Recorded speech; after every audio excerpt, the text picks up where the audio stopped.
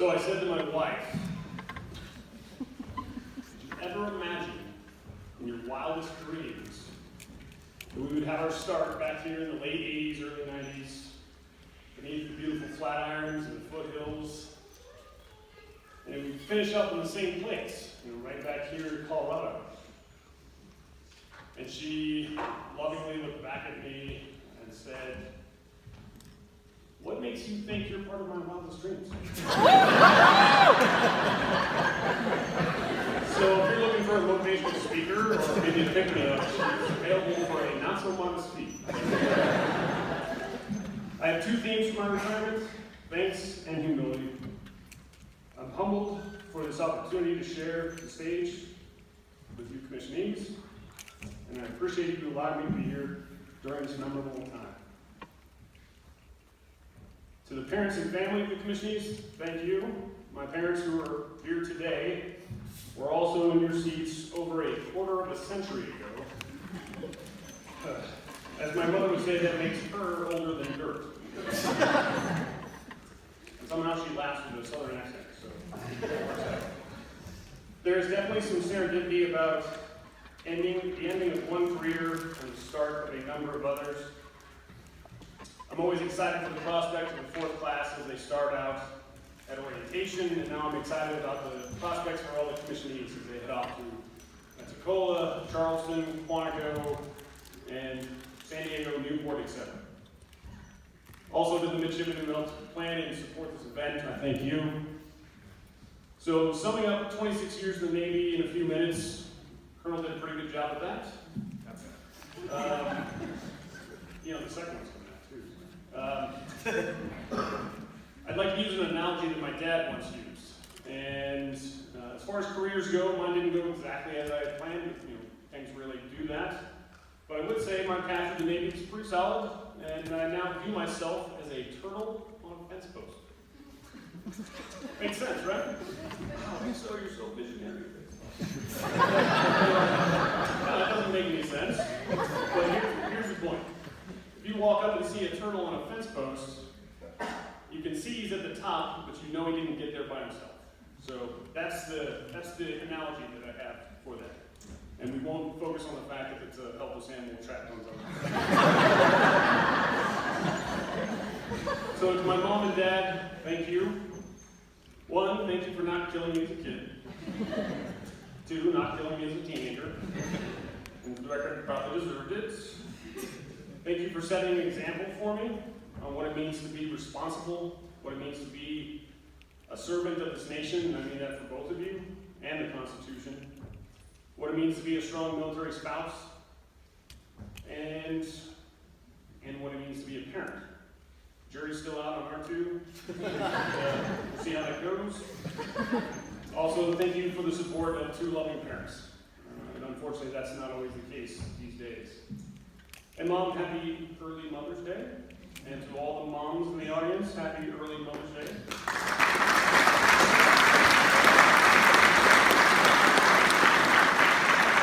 That includes mothers-in-law. Vicki, thank you for allowing me to become part of your family. To include Mary, Stacy, and Barbara, because one sister was not enough. We had four. But thank you so much for all the support over the years. And for the sister I grew up with. So, quick story. I don't know why it came to me when I was coming up with this, but I was probably about 5, I think, kindergarten time frame. And we had, Betsy had her room, I had my room, and she would, I would come home after like 4 arduous hours of kindergarten and see my door open, and my sister's messing with my toys. I've got G.I. Joe Kung Fu Brick, a 6-wheeled vehicle that has a net on the front that allows you to catch rhinoceroses. Because that's what G.I. Joe does. And that's what came with the set. But so my parents geniusly, put a little lock that was too tall for her to reach. And then I came home the next arduous 4 hours after kindergarten, and now I see this toy teapot stacked up on another one, so now she can get to the book and mess with my toys. So it used to be annoying then, but I love seeing you every time now. And again, thank you for all your support over the years.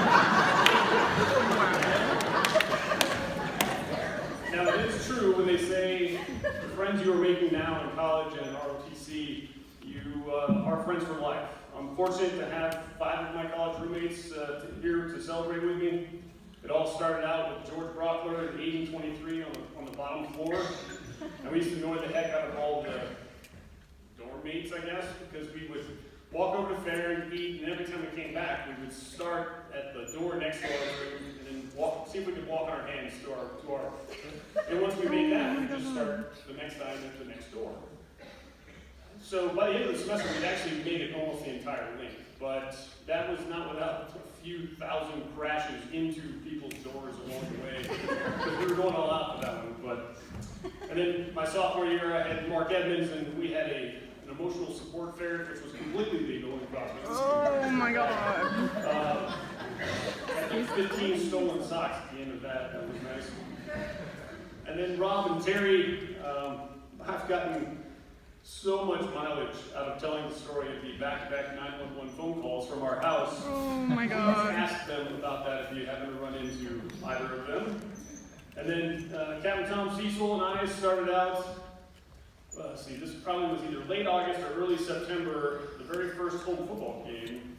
The seniors that were of age would sell beer, carry those big crates out. And then all the ones that weren't of age somehow poured the beer. So Tom and I were both 17. I'm not sure that was legal, but I would tap a keg, a skill that ROTC taught me, and then tap into a and then just sit there and pass beers to Tom as he put lids on them. That's how we met. And I poured 17 kegs of beer that day.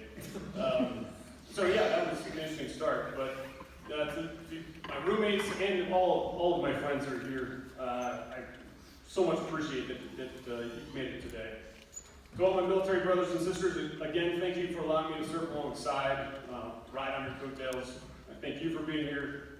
And to our staff, all our lieutenants, our captain, I will highlight our government service folks, and we'll highlight our gunnery sergeant, who there's 71 institutions, ROTC institutions for the Navy across the country, and they all have an assistant Marine officer instructor. And ours was the #1 AMOI in the Western region, and then he was the runner-up for the national competition for AMOI of the year. So we have a really special individual in that position right now.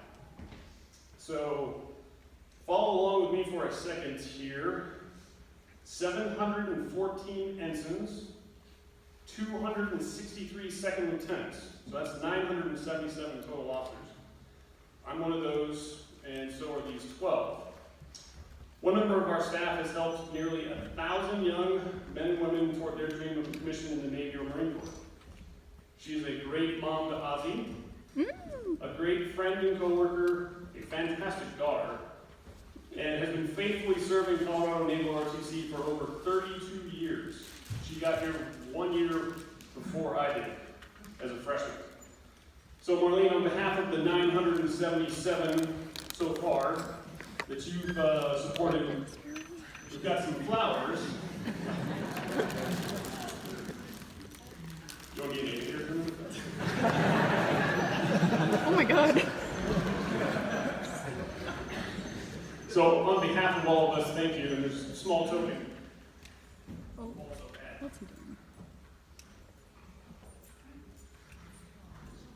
For the true matriarch of our organization,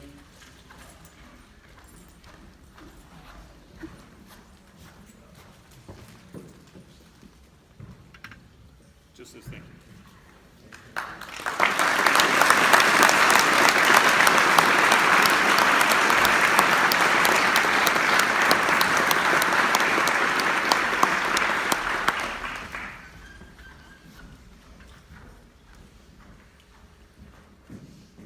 Okay, with this small staff like we have, it's kind of a roll of the dice. If you get a bad staff member in there, it could be a little bumpy. Especially if that's the CEO. Sir, all of the Marine colonels that I've worked for, you are absolutely one of them.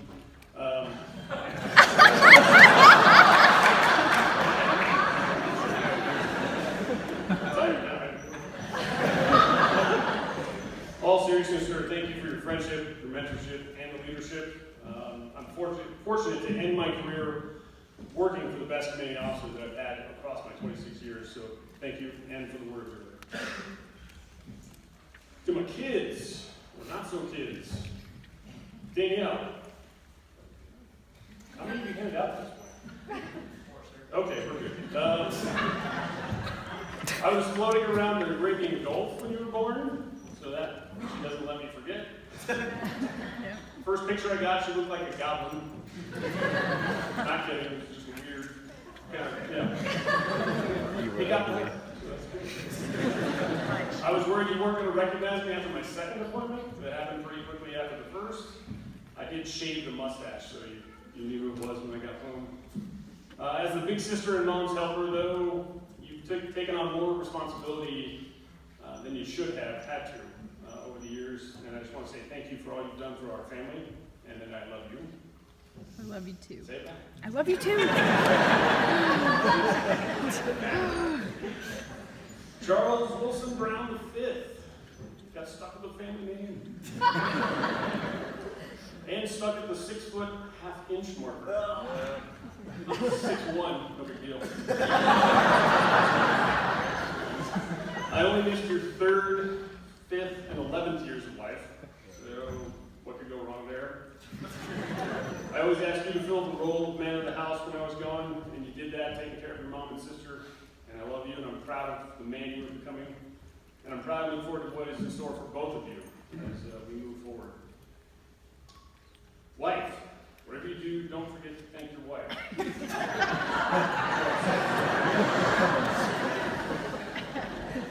Stephanie, I love you. You are the true definition of a better half. Just one of the things that I love about Stephanie is that everything she touches, everything she's involved with, or anyone, she just makes it better. She's kind, she's loving, she's smart, she's a wonderful friend, and partner, and mother, teammate, and a damn fine midwife. Here's to keeping you as my first wife.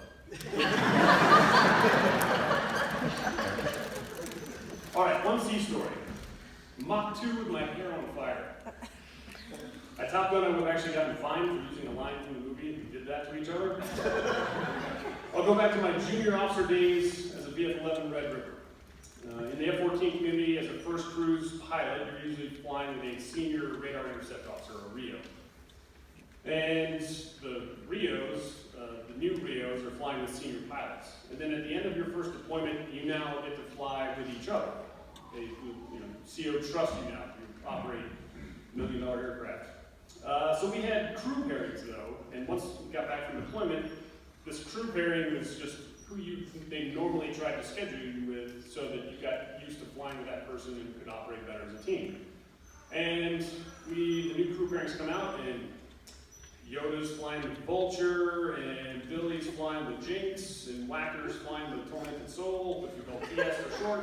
All real call signs here. But then I was flying with Wolfie, who wasn't a new guy, but he was still a lieutenant. And so I went up to our training officer, Spidey, and said, hey, the crew pairings came out, and I'm not flying with a new guy. Anything I need to know about? He's like, oh, no, that's just the way the crew pairings worked out. It's fine. I was like, oh, okay.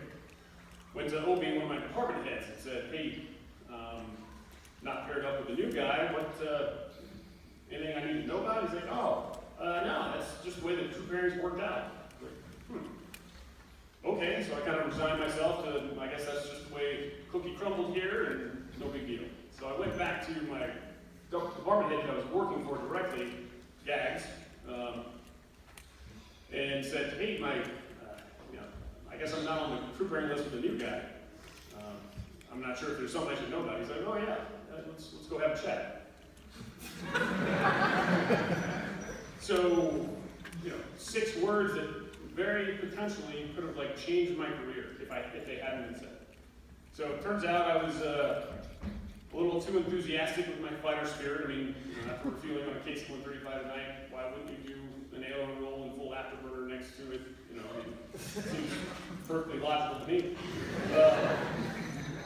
For the record, I was a mile away from the 135 when I did that. But anyway, that's just one small example, potentially. So in with two pieces of advice. One, be like that third guy.